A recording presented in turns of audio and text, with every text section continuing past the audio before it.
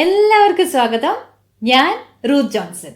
നമുക്ക് ഇംഗ്ലീഷ് പറഞ്ഞു പറഞ്ഞു പഠിക്കാം. ഇന്ന് നമ്മൾ കാണാൻ പോകുന്നത് നമ്മൾ ഇംഗ്ലീഷിൽ സംസാരിക്കുമ്പം ഏറ്റവും കൂടുതലായി ഉപയോഗിക്കാറുള്ള 3 ചെറിയ സംഗതികളാണ്. എ, ആൻ, പിന്നെ ദ. ഇംഗ്ലീഷിൽ ഇവയ്ക്ക് ആർട്ടിക്കിൾസ് എന്നാണ് പറയുന്നത്. ഇതിലേത് എപ്പോൾ ഉപയോഗിക്കണം അല്ലെങ്കിൽ ഉപയോഗിക്കരുത് ഇതറിയേണ്ടത് വളരെ അത്യാവശ്യമാണ്. അപ്പോൾ അവസാനം വരെ കണ്ടു കഴിഞ്ഞിട്ട് ഇഷ്ടപ്പെട്ടെങ്കിൽ ഒരു ലൈക്ക് തന്ന് അതെന്നെ അറിയിക്കുമല്ലോ. നമുക്കൊരു കഥ പറയാവേ. പണ്ടൊരു രാജകുമാരി ഉണ്ടായിരുന്നു.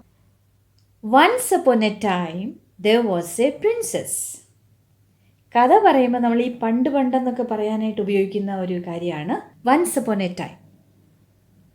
പിന്നെന്താ പറഞ്ഞത്? there was a princess. ഇവിടെ ശ്രദ്ധിച്ചോ, ഒരു രാജകുമാരി എന്നെങ്ങനെയാ പറഞ്ഞത്? A princess. ഇനി വൺസ് അപ്പോൺ എ ടൈം ഒരു ആനയുണ്ടായിരുന്നു എന്നാ പറയണമെങ്കിലോ? Once upon a time there was an elephant. ഒരു ആനയ്ക്ക് എന്താ പറഞ്ഞത്? An elephant. അപ്പോൾ എ അല്ലെങ്കിൽ ആൻ ഉപയോഗിക്കുന്നത് എപ്പോഴാണെന്ന് മനസ്സിലായോ?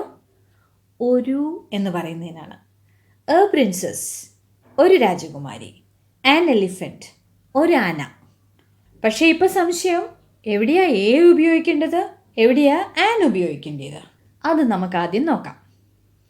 ഇംഗ്ലീഷിൽ 5 സ്വരാക്ഷരങ്ങളുണ്ട്, വൊവൽസ്. ഏതൊക്കെയാ അത്? A, E, I, O, U. ഇവയുടെ ഉച്ചാരണം വരുന്നത് ആ, എ, ഇ, ഒ, ഉ ഇങ്ങനെയാ. ഏതൊക്കെയാ? ആ, എ, ഇ, ഒ, ഉ. ഇനി ഈ അക്ഷരങ്ങളെ അങ്ങ് മറക്കാം, എന്നിട്ട് നമുക്ക് ഉച്ചാരണം മാത്രം മനസ്സിൽ പിടിച്ചാൽ മതിയേ. അപ്പോൾ ഒരു വസ്തുവിൻ്റെ ഉച്ചാരണം ഇതിലേതെങ്കിലും ഒന്നിൽ തുടങ്ങുവാണെങ്കിൽ അതിനു മുമ്പ് ആൻ യൂസ് ചെയ്യണം. ബാക്കി ഏതിൻ്റെ കൂടെ എ യൂസ് ചെയ്യണം. അപ്പോൾ പ്രിൻസസിന് മുമ്പ് എ ചേർത്തത് എന്തുകൊണ്ടാ? പ്രിൻസസ് സ്റ്റാർട്ട് ചെയ്യുന്നത് പ്രിൻസസ് പ. ഇത് ആ, എ, ഇ, ഒ, ഊയിലല്ലല്ലോ സ്റ്റാർട്ട് ചെയ്തത്. അപ്പോൾ ആ പ്രിൻസസ് ഒരു രാജകുമാരി. എലിഫൻറ്റോ എ എന്നല്ലേ ഉച്ചാരണം തുടങ്ങിയത്, അതുകൊണ്ട് ആൻ എലിഫൻറ്റ് എന്ന് പറയും. ഇത്രയും മനസ്സിലായോ?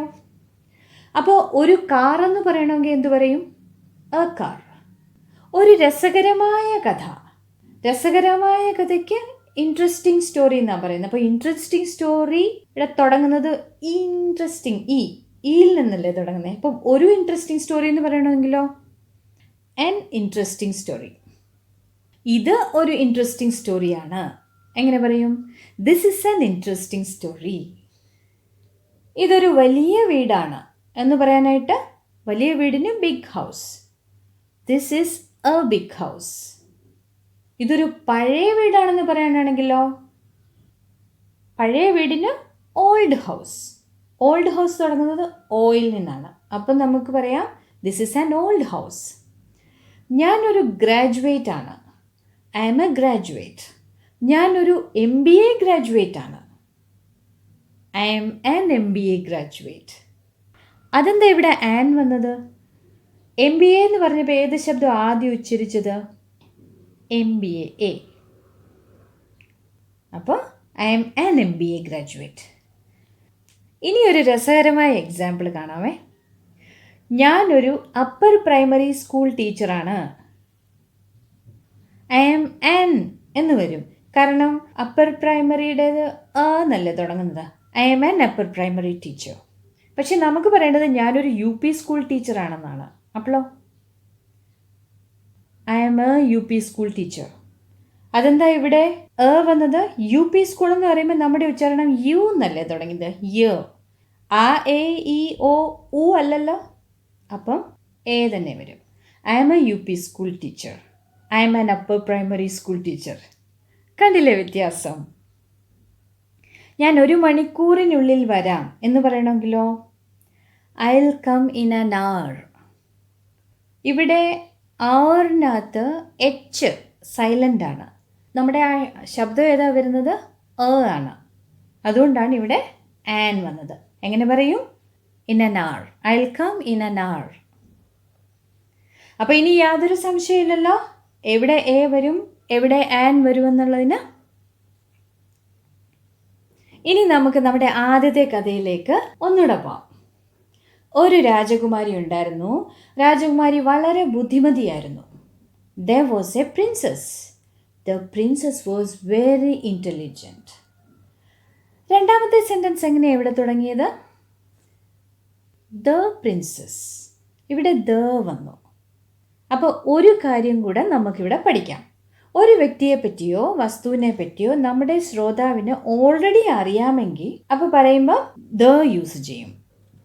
ഇവിടെ ആദ്യത്തെ സെൻറ്റൻസിൽ നമ്മൾ രാജകുമാരി ഓൾറെഡി പരിചയപ്പെട്ട് കഴിഞ്ഞായിരുന്നല്ലോ. Let's see some more examples. കുറച്ചുകൂടെ എക്സാമ്പിൾസ് നോക്കാമേ. I planted a tree in my garden last year. I planted a tree in my garden last year. ഞാൻ കഴിഞ്ഞ വർഷം എൻ്റെ ഗാർഡനിൽ ഒരു മരം നട്ടുപിടിപ്പിച്ചു. എങ്ങനെ പറയും? I planted a tree in my garden last year. The tree has now grown big. The tree has now grown big. മരം ഇപ്പോൾ വളർന്നു വലുതായി. ഇവിടെ എന്താ ദ വന്നത്? നിങ്ങൾക്ക് ഓൾറെഡി അറിയാം കഴിഞ്ഞ വർഷം നട്ട മരത്തെ പറ്റിയായി പറയുന്നതെന്ന്. അപ്പോൾ എങ്ങനെ പറയാം? The tree has now grown big. ഇനി ഞാൻ കഴിഞ്ഞ വർഷം 3 മരങ്ങൾ നട്ട കാര്യമാണ് പറയുന്നതെങ്കിലോ? I planted 3 trees in my garden last year. The trees have now grown big. ഇതിൽ നിന്നെന്താ മനസ്സിലായത്? ഒന്നിലധികം വസ്തുക്കളെ പറ്റിയോ വ്യക്തികളെ പറ്റിയോ ഒക്കെ സൂചിപ്പിക്കാനും ദ യൂസ് ചെയ്യാം. പക്ഷെ നമ്മൾ കണ്ടു എയും ആനും ഒറ്റ കാര്യത്തെപ്പറ്റി സൂചിപ്പിക്കാനേ പറയത്തുള്ളൂ. The trees have now grown big. എങ്ങനെ പറയും? The trees have now grown big. നിന്റെ കയ്യിൽ പേനയുണ്ടോ എന്ന് ചോദിക്കണം. എങ്ങനെ ചോദിക്കും? Do you have a pen? ജനറലായിട്ടൊരു കാര്യത്തെ പറ്റിയല്ലേ നമ്മൾ പറയുന്നത്, ഒരു പ്രത്യേകിച്ചൊരു പേനയെ പറ്റി അല്ലല്ലോ. അപ്പം നമ്മളിവിടെ do you have A pen എന്ന് ചോദിക്കും. ഡു യു ഹാവ് പെൻ എന്നല്ല, do you have A pen. അതാണ് നമ്മൾ സാധാരണ ചോദിക്കാറുള്ളത്. എങ്ങനെ ചോദിക്കും? Do you have A pen? ഇനി ബാബു നിനക്ക് തന്ന പേന നിന്റെ കയ്യിലുണ്ടോ എന്നാ ചോദിക്കേണ്ടതെങ്കിലോ? ഇവിടെ നമ്മളൊരു സ്പെസിഫിക് പേനയെ പറ്റിയാണ് ചോദിക്കുന്നത്. അപ്പോൾ ഇവിടെ ദ വരും. Do you have the pen that Babu gave you? Do you have the pen that Babu gave you? എങ്ങനെ ചോദിക്കും? Do you have the pen that Babu gave you? ഇത്രയും മനസ്സിലായല്ലോ. ഇനി നമുക്ക് മറ്റ് ചില സമയത്തുകൂടെ ദേ ചേർത്തേ പറ്റൂ. അതൊക്കെ ഒന്ന് നോക്കാം. ഉദാഹരണത്തിന് sun, earth, moon, sky, world. ഇതൊക്കെ നമുക്കൊന്നല്ലേ ഉള്ളൂ. സൂര്യൻ, ചന്ദ്രൻ, ഭൂമി, ആകാശം, ലോകം. അപ്പോൾ ഇവിടെയൊക്കെ നമുക്ക് ദ ചേർക്കണം. Babu has travelled all over the world. Babu ലോകം മുഴുവൻ ട്രാവൽ ചെയ്തിട്ടുണ്ട്. കണ്ടില്ലേ? വേൾഡിൻ്റെ മുമ്പിൽ ദ വേൾഡ് വന്നു. Babu has travelled all over the world. എങ്ങനെ പറയും? Babu has travelled all over the world. പിന്നെ നമ്മുടെ ചുറ്റുപാട്, കാലാവസ്ഥ, ഇതൊക്കെ ജനറലായിട്ട് പറയാൻ നേരം അപ്പോഴും ദ ചേർക്കും. The country side, the town, the weather. What is the weather today? ഇന്നത്തെ കാലാവസ്ഥ എങ്ങനെയാ? The weather. What is the weather today? എങ്ങനെ ചോദിക്കും? What is the weather today? നീ രാവിലെ പേപ്പർ വായിച്ചോ? എങ്ങനെ ചോദിക്കും? Did you read the news paper this morning? The newspaper. Did you read the newspaper this morning? എങ്ങനെ ചോദിക്കും? Did you read the newspaper this morning? എന്നാൽ രാവിലെ നീ ടി വി കണ്ടോ എന്ന് ചോദിക്കണമെങ്കിലോ? ശ്രദ്ധിക്കണേ. Did you watch TV this morning? ഇവിടെ the ഇല്ല. Did you watch TV this morning? അപ്പോൾ ന്യൂസ് പേപ്പറിൻ്റെ കൂടെ ദ ന്യൂസ് പേപ്പർ വരും, പക്ഷേ ടി വിയുടെ കൂടെ ദ വരത്തില്ല കേട്ടോ. അതുപോലെ ബാബു മിനിഞ്ഞാന്ന് കല്യാണം കഴിച്ചു. മിനിഞ്ഞാന്നിന് ഡേ ബിഫോർ യെസ്റ്റർഡേ എന്നാണ് പറയുന്നത്. അപ്പോൾ അങ്ങനെയുള്ള വാക്കുകൾക്ക് ഡേ ബിഫോർ യെസ്റ്റർഡേ, ഇനി മറ്റന്നാളാണെങ്കിൽ ഡേ ആഫ്റ്റർ ടുമോറോ എന്ന് പറയും. ഇതിൻ്റെയൊക്കെ കൂടെ ദ വരും. Babu got married the day before yesterday. The day before yesterday. Babu got married the day before yesterday. എങ്ങനെ പറയും? Babu got married the day before yesterday. പക്ഷേ വീണ്ടും ശ്രദ്ധിച്ചോണേ, യെസ്റ്റർഡേ, ടുഡേ, ഇന്നലെ, ഇന്നെന്നൊക്കെ പറയുവാണെങ്കിൽ ടുമോറോ എന്നൊക്കെ പറയുവാണെങ്കിൽ അതിൻ്റെ കൂടെ ദ വരത്തുമില്ല. ഇത് കണ്ടില്ലേ, ഇതാ ഇവിടുത്തെ തമാശ. അപ്പോൾ ബാബു ഇന്നലെ കല്യാണം കഴിച്ചെന്ന് പറയണമെങ്കിലോ ബാബു ഗോട്ട് മാരീഡ് യെസ്റ്റർഡേ, അപ്പോൾ അവിടെ ദ വന്നിട്ടില്ല കേട്ടോ. ഇതൊക്കെ ഒന്ന് ഓർത്തിരുന്നാൽ മതി. പിന്നെ ഇതിനു മുമ്പ് നമ്മൾ കണ്ടിട്ടില്ലേ, ഏറ്റവും വലുത്, ഏറ്റവും ചെറുത് എന്നൊക്കെ പറയുമ്പം ദ ബിഗ്ഗസ്റ്റ്, ദ സ്മോളസ്റ്റ് എന്നൊക്കെ പറയുന്നത്. This is the biggest mole I have ever seen. The biggest, ഞാൻ കണ്ടിട്ടുള്ളതിൽ വെച്ച് ഏറ്റവും വലിയ മോൾ ഇതാണ്. This is the biggest mole I have ever seen. എങ്ങനെ പറയും? This is the biggest mole I have ever seen. കണ്ടോ, ദ ഇവിടെയും വരും. ഇനി ചില സന്ദർഭങ്ങളിൽ നമ്മൾ എ ആൻഡ് ദ ഇതിലൊന്നും ചേർക്കാൻ പാടില്ല. ഉദാഹരണത്തിന് നമ്മുടെയൊക്കെ പേര്, first name John, Ravi, Babu, അല്ലെങ്കിൽ ഏതെങ്കിലും ഒരു സാധനത്തിൻ്റെ പേരാണ്, അതും അല്ലെങ്കിൽ ഏതെങ്കിലും കൺട്രിയുടെ പേരാണ്, ഇന്ത്യ, ജപ്പാൻ. അപ്പോൾ ഇങ്ങനെയൊക്കെ വരുമ്പം അതിൻ്റെ മുമ്പിൽ യാതൊരു ആർട്ടിക്കിളും വരത്തില്ല. അപ്പോൾ I am from the Kerala എന്ന് പറഞ്ഞാൽ ശരിയാവോ? ഇല്ല, ഐ എം ഫ്രം കേരള എന്ന് പറയണം. കാരണം കേരള എന്നുള്ളത് നമ്മുടെ സ്റ്റേറ്റിൻ്റെ പേരാണ്. അപ്പം അതിൻ്റെ മുമ്പിൽ ദ വരത്തില്ല. പക്ഷെ ചില രാജ്യങ്ങളുണ്ട്, അവരുടെ പേരിൻ്റെ കൂടെ തന്നെ ദ ഉണ്ട്. The United States, the UK, the West Indies. അപ്പം അവിടെ ദ തീർച്ചയായിട്ടും വരും. I am coming from the United States എന്ന് വേണം പറയാനായിട്ട്. അതുപോലെ തന്നെ ഒരു കാര്യം ശ്രദ്ധിക്കണേ, ഒരാളുടെ പേരാണ് ഷാജി, വൈഫിൻ്റെ പേര് സുമ ഷാജി, മോളുടെ പേര് രമ്യ ഷാജി.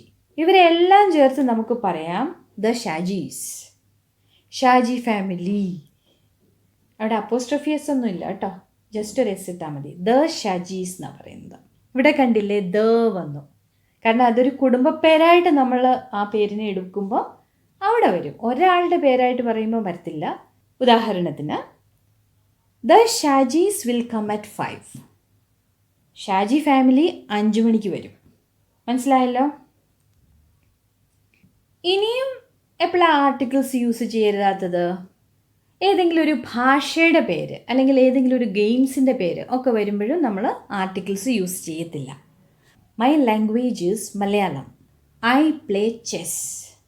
ഇവിടെ എങ്ങും എ ആൻഡ് ദ ഒന്നും വന്നിട്ടില്ല. അപ്പോൾ ഇനി നിങ്ങൾക്കൊരു ചോദ്യം. ഞാൻ 3 സെൻറ്റൻസ് തരുന്നുണ്ട്. ഈ സെൻറ്റൻസിൽ എ ആൻഡ് ദ ഇത് എവിടെ വരും? I am dash student.